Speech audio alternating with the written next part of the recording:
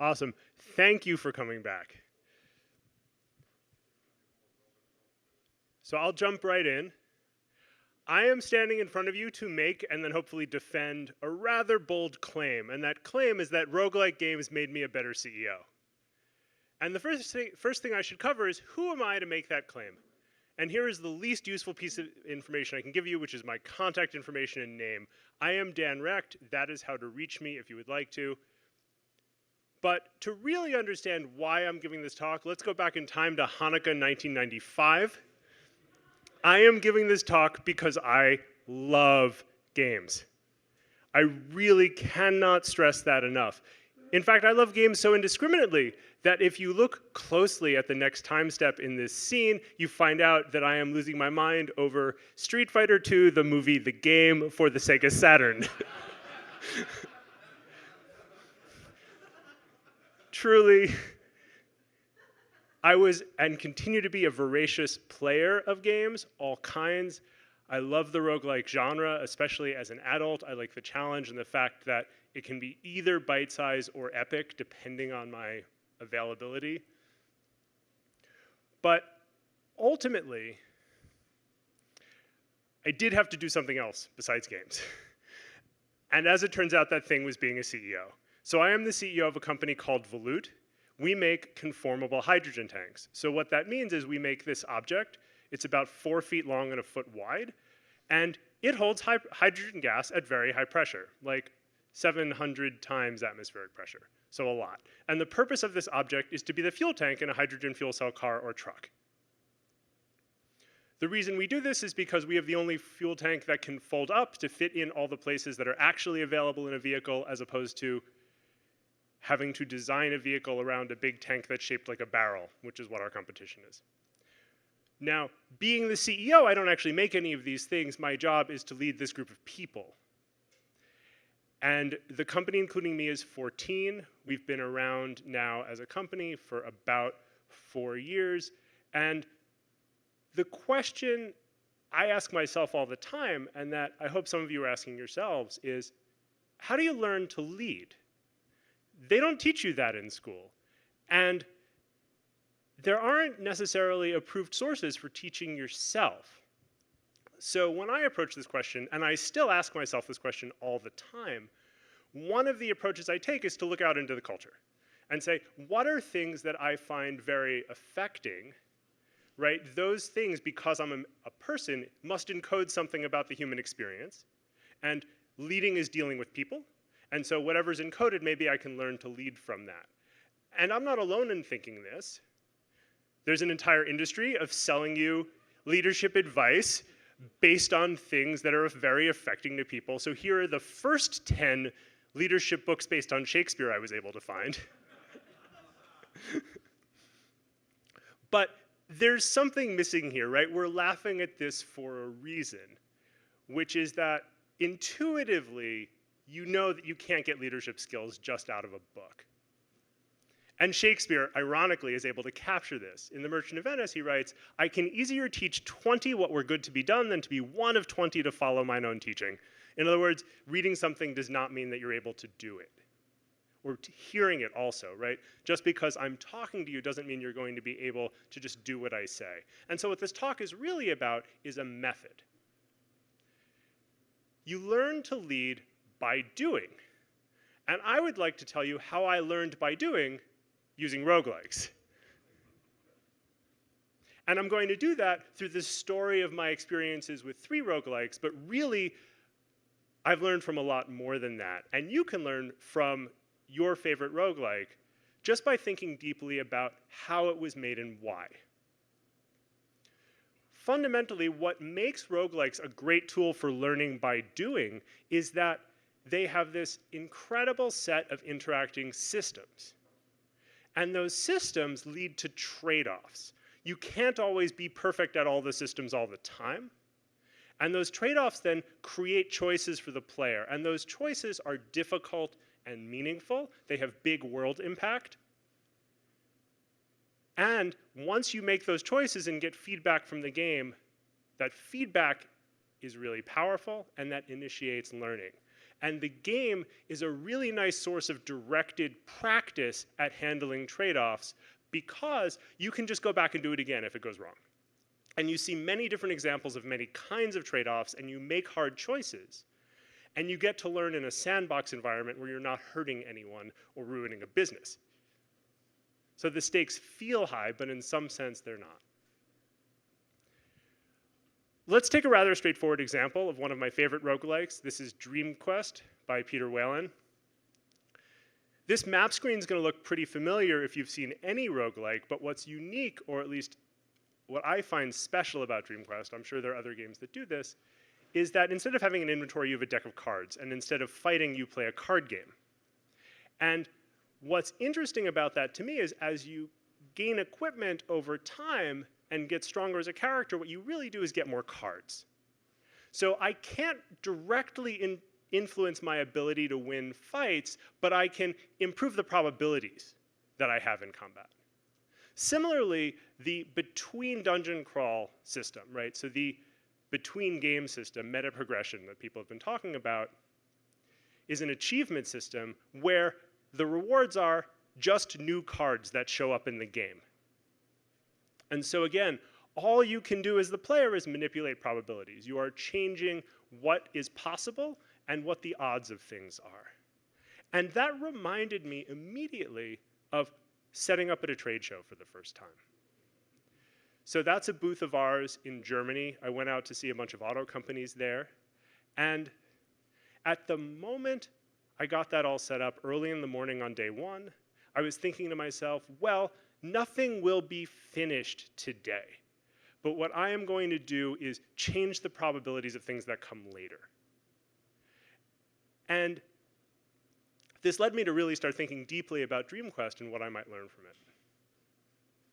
So the first thing I pulled is really that the idea of what I wanted to do is to make luck, right? Luck is this thing that we feel like happens to us. It's this property of random things going well, but surely there must be a way to manipulate it.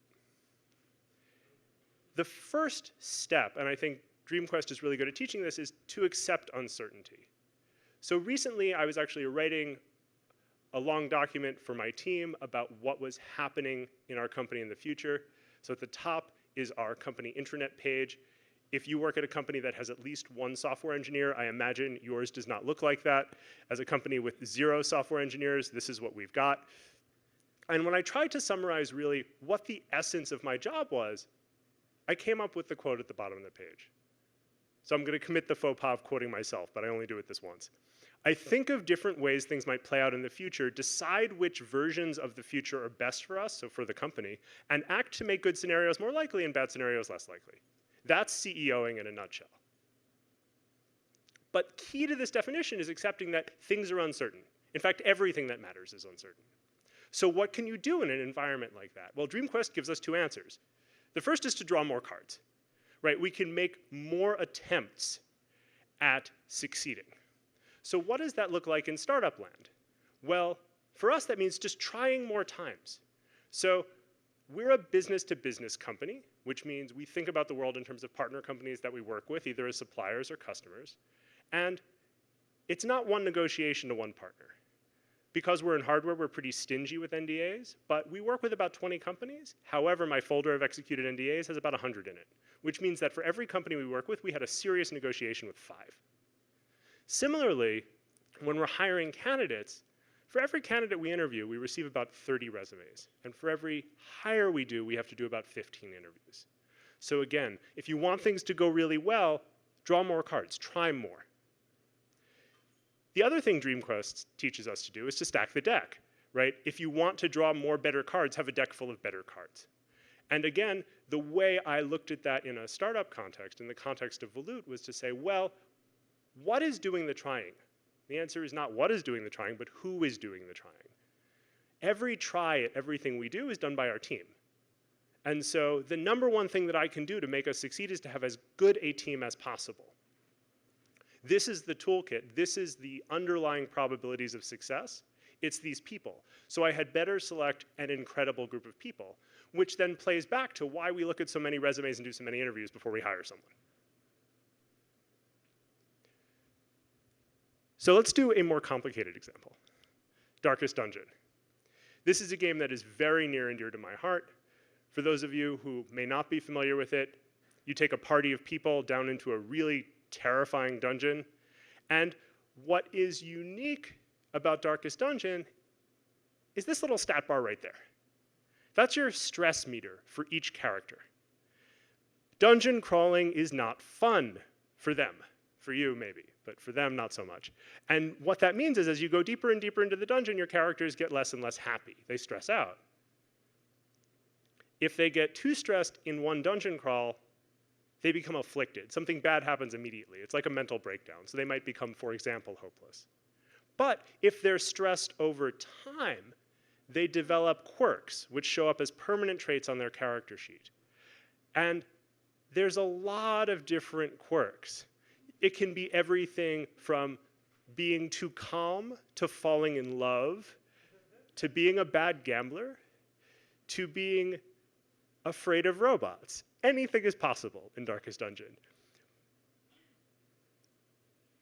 And it gives you ways to mitigate stress, so you don't come down with these quirks, so you don't have these afflictions.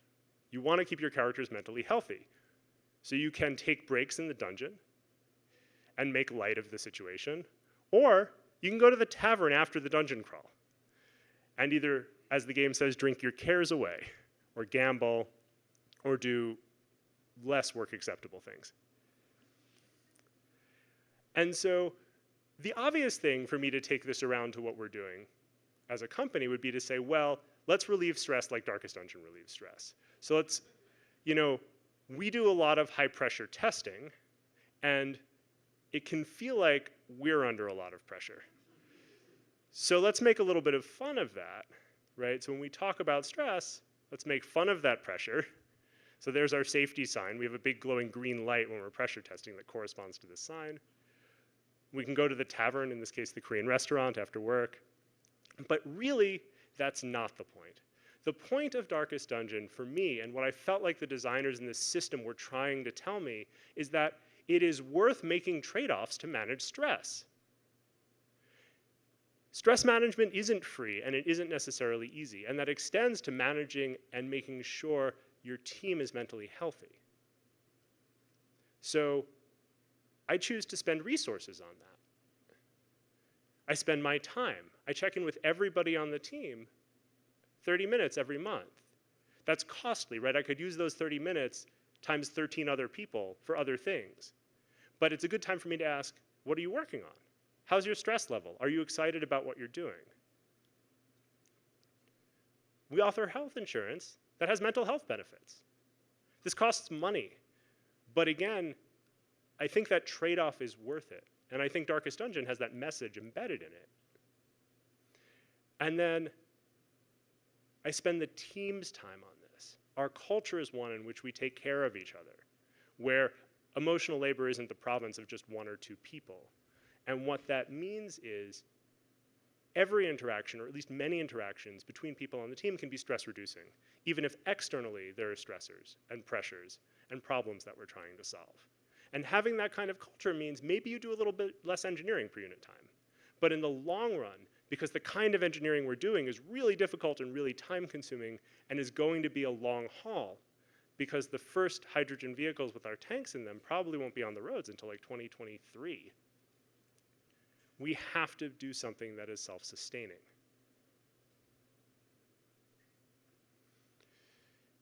Now I'm going to wade into some controversial territory because I'm going to talk about how fast the boat goes in Sunless Sea.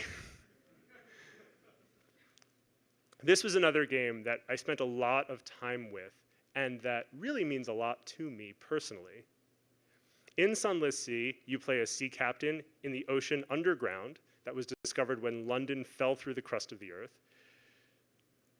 And one of the key things about Sunless Sea is just how big the world is. So Sunless Sea takes place on a huge procedurally shuffled, though not procedurally generated map, where that screenshot I just showed you is this tiny box. So the world is really big, and as I alluded to earlier, the boat goes really slow. Yikes. And people complained about this, and the creator of the game came out and made a statement. He said, Sunless Sea is a stately game. You could reasonably call it a slow game. But we've resisted speeding up the ship because it would reduce the tension, the sense of space and distance, and the menace of the dark. And that hit home for me. Sunless Sea is a game that you play with somebody else in the room if you can, so you can talk to them while you're voyaging for 15 minutes. And what this reminded me of, actually, is the overall management of Volute. Because in Sunless Sea, as you're going off on those long voyages, there's resources to worry about. You have fuel, you have food, and your crew members can become afraid.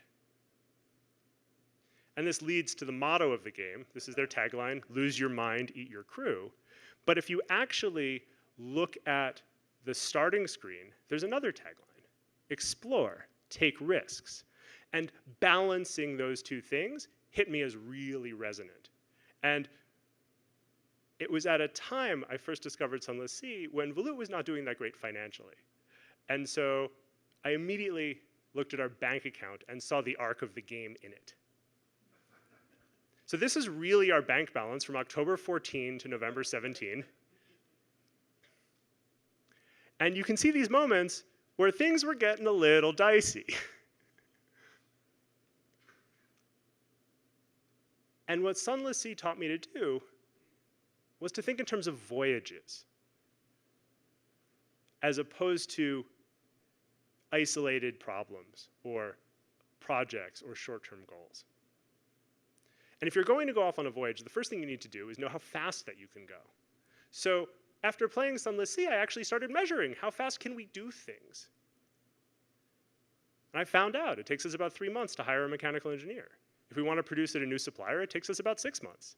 And if I want to form a major partnership, it takes more than a year.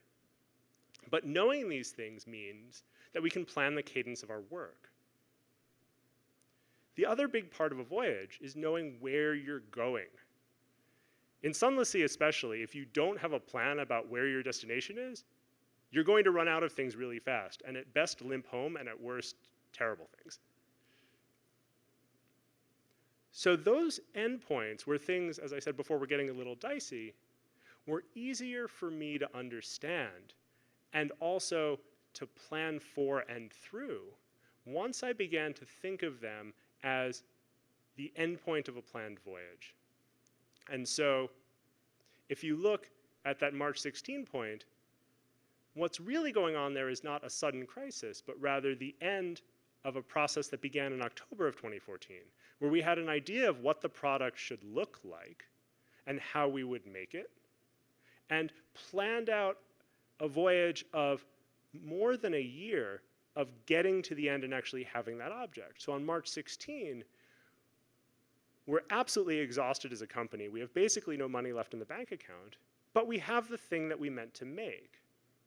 There's the tank. We got to the end of the voyage. We're in port. And what that means is we can turn around and go on the next voyage. So even though the bank balance was basically zero, we blew up the tank to prove that it works and celebrated, because we knew with that we could turn around and start that next project. And so what I want to leave you with is, for us anyway, that idea of voyages of, well, let's not hold anything back. Let's leave it all on the floor. Let's do everything that we can towards a planned goal that we know we can move fast enough to reach, has served us really well. And you can see the evidence of 2 additional voyages after the one I just talked about on that chart. And now we're in the middle of a fourth, sorry. We're in the middle of a 4th voyage, and I'm really excited to see what will happen next. And I have a destination in mind, and it'll be interesting to know if we can actually get there.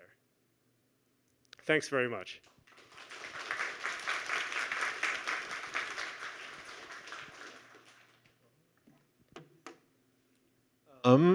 We have time for some questions. Ashish is going to run around with this mic and hand it off to anyone with a question.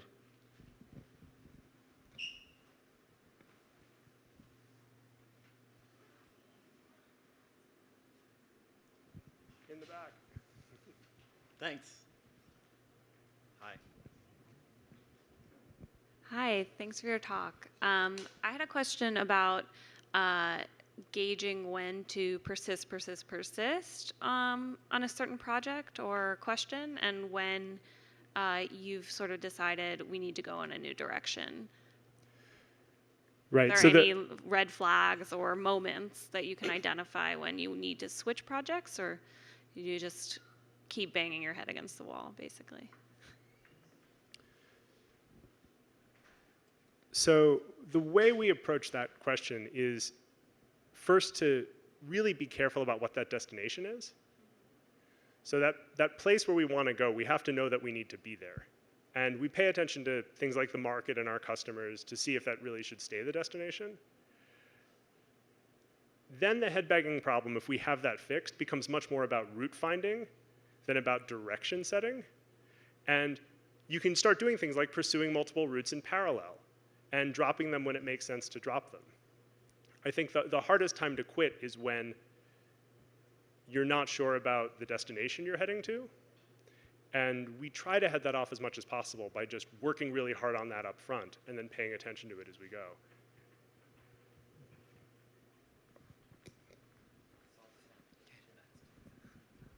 Would you say that your startup adheres to the Berlin interpretation? So that trade show was actually in Berlin. So I certainly interpreted our startup in Berlin, so yes.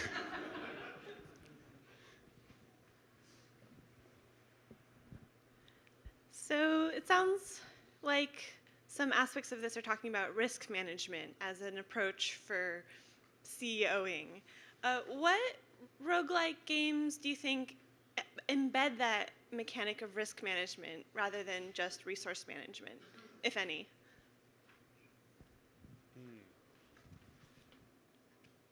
That's a really great question. I think as I am like thumbing through the library in my head right now, right? Picture the Rolodex of roguelikes spinning. One of the things that I think does it in a way of handling short-term risk is actually Crypt of the Necrodancer. Does a really nice job of it because there's always the question of, do I act on this beat or do I wait for the next beat? Because everybody's going to act on this beat but me if I pause. And so that timing management is one form of actually approaching risk directly as opposed to resources. But I think different games really get at it in different ways. Cool. Thank you so much. That was wonderful.